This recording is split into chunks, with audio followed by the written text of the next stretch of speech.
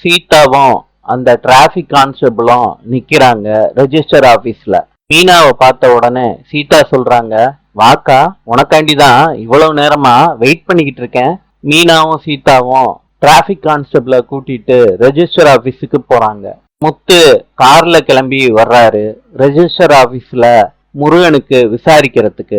Register ஆபீஸ்ல traffic constable கிட்ட கேக்குறாங்க, சீதாவுக்கும் உங்களுக்கும் கல்யாணம் நடக்க போகுது, விட்னஸா 2 பேர் கையெழுத்து போடணும், யாரு போட போறா? சீதா சொல்றாங்க, என் அக்கா தான் போடுவாங்க. முத்துக்கு முருகன் போன் அடிக்கிறாரு, அண்ணே ரெஜிஸ்டர் ஆபீஸுக்கு வந்துட்டேன.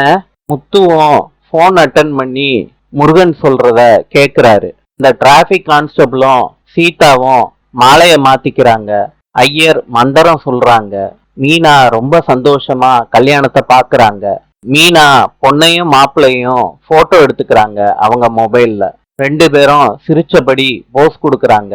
ரெஜிஸ்டர் ஆபீஸ்ல கையெழுத்தும் போட்டுடுறாங்க. அந்த டாக்குமெண்ட்டை சீதா எடுத்துக்கிட்டு போறாங்க. மீனா ரெஜிஸ்டர் ஆபீஸ விட்டு கிளம்பி போற வழியில முத்துவை பாத்துடுறாங்க. பக்கத்துல முருகனும் நிக்கிறாரு. மீனாவுக்கு என்ன சொல்றதுன்னு தெரியாம தகச்சு போய் நிக்கிறாங்க முத்துவை பார்த்து. நாளை சந்திப்போம்.